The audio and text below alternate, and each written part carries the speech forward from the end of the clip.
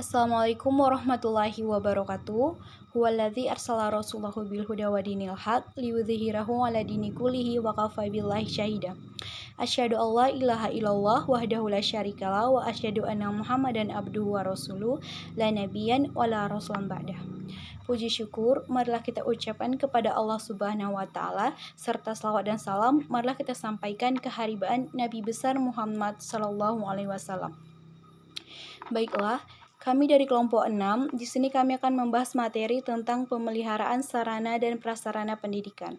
Di sini saya akan menjelaskan dua materi. Yang pertama itu bentuk-bentuk pemeliharaan sarana dan prasarana pendidikan, dan yang kedua hal-hal yang perlu diperhatikan dalam pemeliharaan sarana dan prasarana pendidikan. Yang pertama itu bentuk-bentuk pemeliharaan sarana dan prasarana pendidikan. Pemeliharaan sarana dan prasarana pendidikan dilihat dari jenis-jenis upaya yang dilakukan dan dikelompokkan ke dalam 4 bentuk, yaitu yang pertama, pemeliharaan sarana dan prasarana pendidikan berdasarkan ukuran waktu. Upaya pemeliharaan sarana dan prasarana pendidikan menurut ukuran waktu dapat dilakukan dengan dua cara, yaitu pemeliharaan sehari-hari dan pemeliharaan berkala. Yang kedua, pemeliharaan sarana dan prasarana pendidikan berdasarkan umur penggunaan barang, yaitu yang pertama usia barang secara fisik dan yang kedua usia barang secara administratif. Kemudian yang ketiga, pemeliharaan sarana dan prasarana pendidikan berdasarkan penggunaan barang.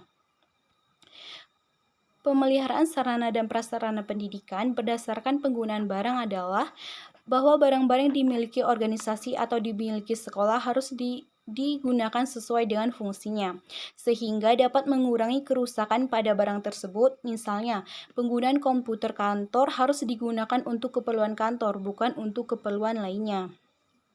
Kemudian selanjutnya, pemeliharaan sarana dan prasarana pendidikan menurut keadaan barang. Pemeliharaan sarana dan prasarana pendidikan berdasarkan kondisi barang dilakukan terhadap barang habis pakai dan barang tak habis pakai. Yang pertama itu pemeliharaan untuk barang yang habis pakai terutama ditujukan pada saat penyimpanan sebelum barang tersebut dipergunakan. Yang kedua, pemeliharaan terhadap barang tahan lama. Kemudian, hal-hal yang perlu diperhatikan dalam pemeliharaan sarana dan prasarana pendidikan. Secara garis besar, ada 3 hal yang perlu diperhatikan dalam pemeliharaan sarana dan prasarana pendidikannya. Yang pertama itu, tenaga kerja atau tenaga sukarela. Tenaga kerja atau tenaga sukarela tersebut dapat meliputi yang pertama itu guru dan murid, yang kedua tenaga gotong royong atau swadaya masyarakat, yang ketiga pekerja harian lepas atau musiman, yang keempat pekerja harian tetap atau antara lain penjaga sekolah.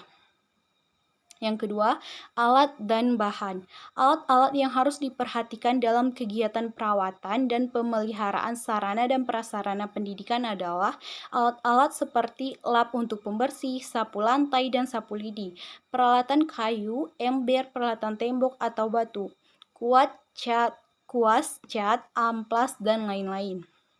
Kemudian, bahan-bahan yang harus diperhatikan agar selalu siap tersedia ketika melakukan pemeliharaan dan perawatan sarana dan prasarana pendidikan adalah batu bata, pasir, semen, air, cat, genteng, paku, pelitur, seng, dan lain-lain.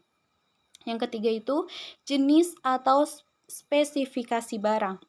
Sarana dan prasarana pendidikan banyak jenisnya. Setiap jenis memiliki karakteristik masing-masing yang menuntut adanya cara pemeliharaan dan perawatan yang berbeda-beda. Jika sarana dan prasarana yang beragam-ragam dirawat tidak berdasarkan spesifiknya, maka selain akan mengganggu pencapaian tujuan pemeliharaan sarana dan prasarana, tetapi juga akan mempercepat kerusakannya. Oleh sebab itu, dalam kegiatan pemeliharaan dan perawatan sarana dan prasarana pendidikan, jenis dan spesifikasi barang harus diperhatikan. Mungkin demikian. Selanjutnya akan dijelaskan oleh Saudari Fira Mawaddah. Bismillahirrahmanirrahim. Assalamualaikum warahmatullahi wabarakatuh. Perkenalkan, nama saya Fira Mawaddah, saya dari kelompok 6. Saya ingin melanjutkan penjelasan dari teman saya tadi yang Saudari Yeni Setiana. Adapun materi yang ingin saya bahas di sini ialah permintaan. Yang pertama, prosedur permintaan pemeliharaan sarana dan prasarana. Prosedur permintaan pemeliharaan sarana dan prasarana pendidikan dapat dibedakan menurut wilayah kerjanya, yaitu prosedur pemeliharaan tingkat utama pusat, tingkat provinsi, tingkat kabupaten, dan tingkat kecamatan. Adapun prosedur-prosedurnya ada 6. Yang pertama, prosedur permintaan pemeliharaan pada unit utama pusat di lingkungan sekjen atau jenderal. Dan yang kedua, prosedur permintaan pemeliharaan unit utama di lingkungan Direktur Jenderal dan Inspektorat Jenderal atau disebut dengan Dirjen atau Itjen. Dan yang ketiga, prosedur permintaan pemeliharaan unit utama daerah di lingkungan provinsi. Dan yang keempat, prosedur permintaan pemeliharaan pada unit utama daerah di lingkungan perguruan tinggi. Dan yang kelima, prosedur permintaan pemeliharaan tingkat kabupaten atau kota. Dan yang terakhir, prosedur permintaan pemeliharaan tingkat kecamatan. Baik, adapun materi selanjutnya yaitu kelengkapan permintaan pemeliharaan sarana dan prasarana. Kelengkapan permintaan pemeliharaan adalah alat kelengkapan yang diperlukan untuk memudahkan pelaksanaan permintaan pemeliharaan. Kelengkapan itu berupa formulir permintaan pemeliharaan dan kartu pemeliharaan. Formulir permintaan pemeliharaan terdiri atas formulir permintaan pemeliharaan dan formulir data permintaan pemeliharaan. Sedangkan kelengkapan kartu pemeliharaan meliputi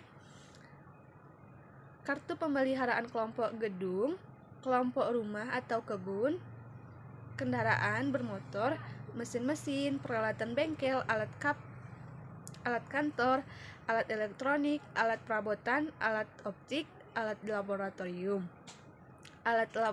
lainnya, alat baca dan kelompok lain. Mungkin hanya ini yang dapat kami sampaikan dari kelompok 6. Lebih dan kurang kami mohon maaf.